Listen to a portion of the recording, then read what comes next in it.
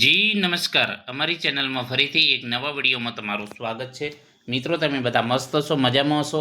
મિત્રો, GSRTC conductor ભરતી 2026 તો તેનું ફોર્મ ભરવાના 5/7/2026ના રોજ પૂર્ણ થયા છે, જેમાં અંદાજે 7,35,000 પ્લસ ફોર્મ ભરાયેલા છે। તો મિત્રો, કોમ્પિટિશન પણ સારી એવી છે, તો તમારે મહેનત પણ એ પ્રમાણે વધુ કરવી પડશે। એક જગ્યા માટે 172 પ્લસ વિદ્યાર્થીઓ હરોળમાં ઊભા રહેશે, તો તમારે 172 પ્લસ જે વિદ્યાર્થીઓ છે એનાથી વધુ તમે માર્ક્સ લાવવાની તૈયારી રાખવી પડશે, તો તમારું સિલેક્શન થશે। આ યાદ રાખજો। તો એ પ્રમાણે તમારે તૈયારી કરવી પડશે। તો આપણે પણ જે સિલેબસ છે સિલેબસ પ્રમાણે વિડીયો બનાવીશું ડેલી બેઝ પર। તો તમે પણ જો ચેનલમાં નવા હો તો ચેનલમાં જોડાઈ જજો અને બીજા મિત્રોને પણ વધુમાં વધુ શેર કરજો, જેથી કરીને બીજા મિત્રો પણ જોડાય અને આપણને વધુમાં વધુ વિડીયો બને એ રીતે આપણે કોશિશ કરશું અને અમને પણ મોટિવેશન મળે કે તૈયારી કરનારા વિદ્યાર્થી મિત્રો છે તો આપણે પણ એ પ્રમાણે મહેનત કરાવીએ।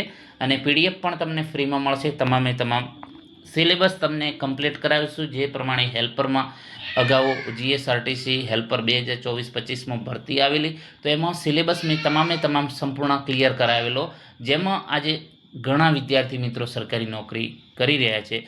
જો તમારું પણ સપનું કંડક્ટર બનવાનું હોય તો તમે પણ અમારી ચેનલને ફોલો કરી દો અને વધુમાં વધુ બીજા મિત્રોને પણ શેર કરો। તો મિત્રો, ડ્રાઈવર અને કંડક્ટર માટે આવનારી પરીક્ષા માટે ઉપયોગી સુરક્ષા અને પ્રાથમિક સારવારના 100 અગત્યના એમસીક્યુ છે। તો ચાલો મિત્રો, સ્ટાર્ટ કરીએ વધુ સમય ન બગાડતા। પ્રાથમિક સારવાર વિશે, ફર્સ્ટ એડ નોલેજ વિશે। તો પ્રાથમિક સારવાર ફર્સ્ટ એડનો મુખ્ય ઉદ્દેશ શું છે?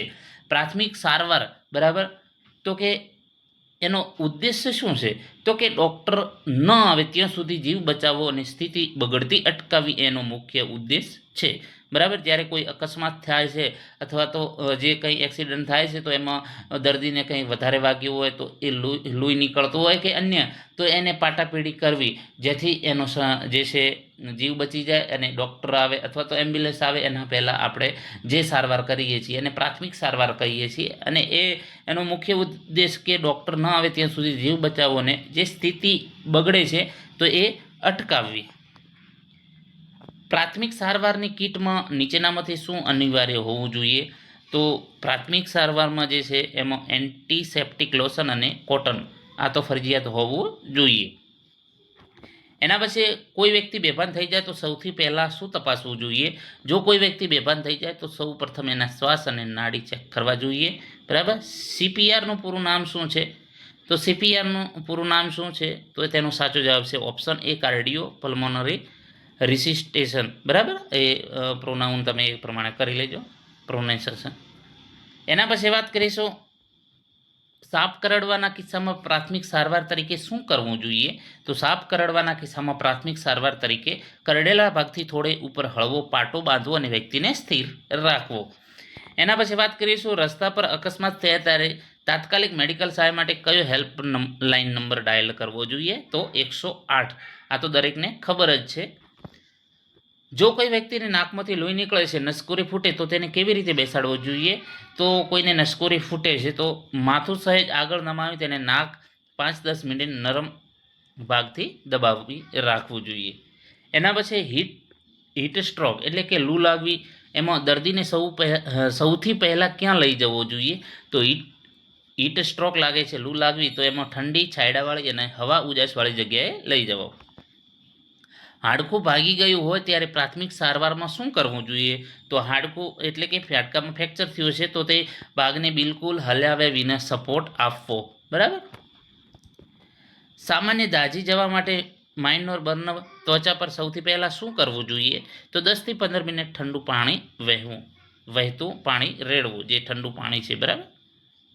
એના પછી કટોકટીની સ્થિતિમાં એબીસીમાં એનો અર્થ શું છે? કટોકટીની સ્થિતિમાં એબીસીનો અર્થ છે એરવે, બરાબર। પ્રાથમિક સારવારમાં બીનો અર્થ શું છે? તો બ્રેથિંગ એટલે શ્વાસોશ્વાસની જે ક્રિયા છે, બ્રેથિંગ, બરાબર। પ્રાથમિક સારવારમાં જે સીનો અર્થ શું છે? તો સર્ક્યુલેશન, લોહીનું પરિભ્રમણ। એના પછી આર્ટિફિશિયલ રેસ્પિરેટેશન ક્યારે આપવામાં આવે છે?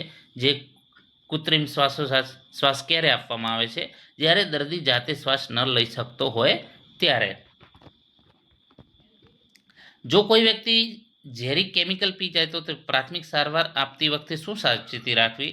તો પોલીસને કહ્યા વગર જાતે ઉલટી ન કરવી જો એસિડ હોય તો.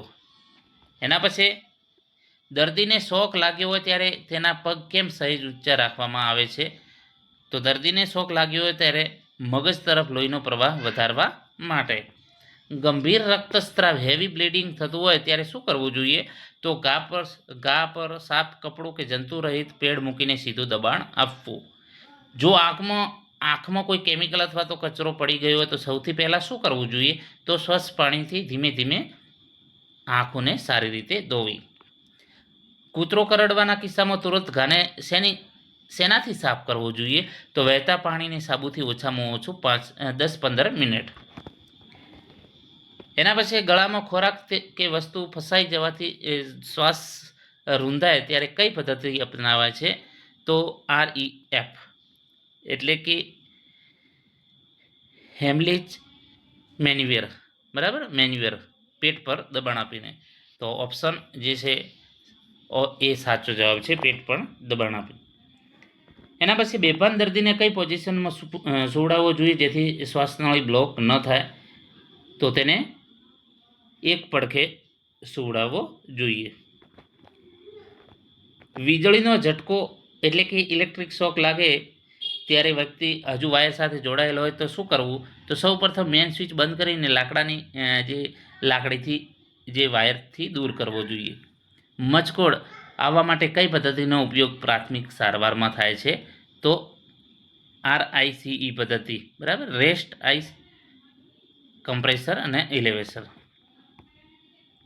પ્રાથમિક સારવાર આપનાર વ્યક્તિને શું કહેવાય છે? તો ફર્સ્ટ એઇડર. જો કોઈ વ્યક્તિને વાઈનો હુમલો હોય, બરાબર, તો શું કરવું જોઈએ?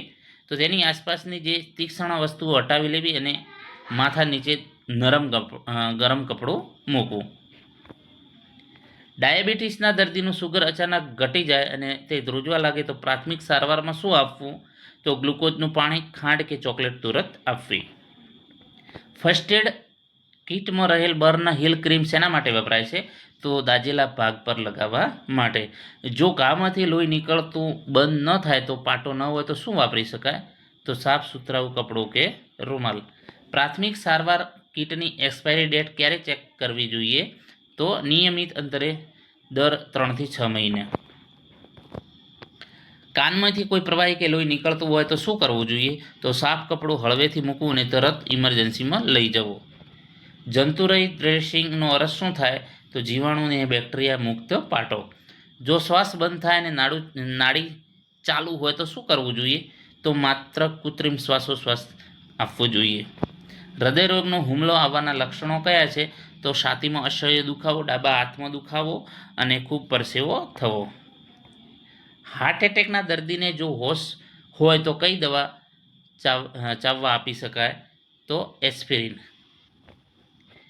જો કોઈ વ્યક્તિ ગરમ વરાળથી દાઝી જાય તો તેને કયા પ્રકારની ઈજા કહી શકાય? તો દાઝવાની ઊંડાઈ પર આધાર રાખે છે. પ્રાથમિક સારવાર આપતી વખતે નીચેનામાંથી કયો ગુણ હોવો જરૂરી છે? તો શાંત, ધીરજ અને ત્વરિત નિર્ણય શક્તિ.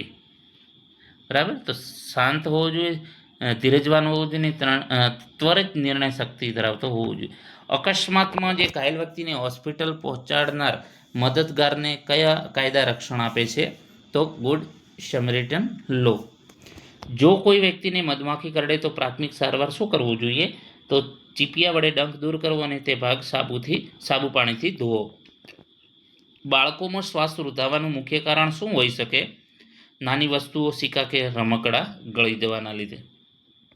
પુખ્ત વ્યક્તિને CPR આપતી વખતે છાતી દબાવવાનો દર કેટલો હોવો જોઈએ?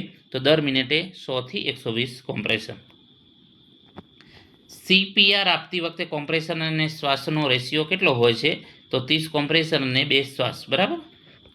દર્દી અર્ધબેભાન હોય ત્યારે તેને પાણી કે પ્રવાહી કેમ ન આપવું જોઈએ? તો તે શ્વાસનળીમાં જઈને શ્વાસ રૂંધી શકે છે. જો ઘામાંથી કાચ કે લોખંડનો ટુકડો અંદર ખૂપી ગયો તો શું કરવું જોઈએ? તો તેને જાતે ખેંચીને બહાર ના કાઢવો, આજુબાજુ પાટો બાંધી સ્થિર કરવો. શરીરમાંથી પાણી ઓછું થઈ જવું એટલે કે ડિહાઇડ્રેશન થવા માટે પર શું આપવું જોઈએ? તો ORS, ઓરલ રિહાઇડ્રેશન સોલ્યુશન અથવા તો લીંબુ શરબત આપી શકાય.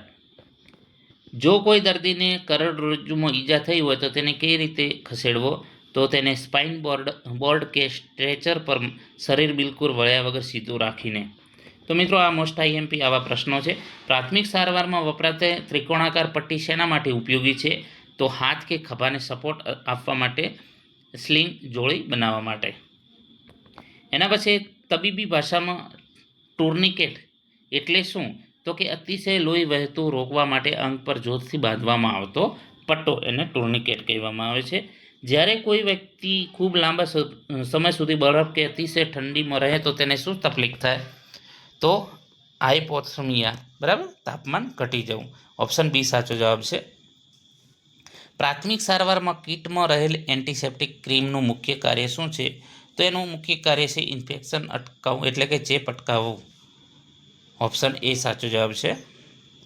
ગોલ્ડન અવર એટલે કયો સમયગાળો? આ પ્રશ્ન પૂછાયેલો છે ઘણી વખત. તો કે અકસ્માત પછીનો પ્રથમ કલાક, જેમાં તાત્કાલિક સારવાર મળતા જીવ બચાવવાની સંભાવના સૌથી વધુ હોય છે, બરાબર. તો એને ગોલ્ડન અવર, જે સમયગાળો 1 કલાકનો, જે અકસ્માત પછીનો જે સમયગાળો છે એને. હવે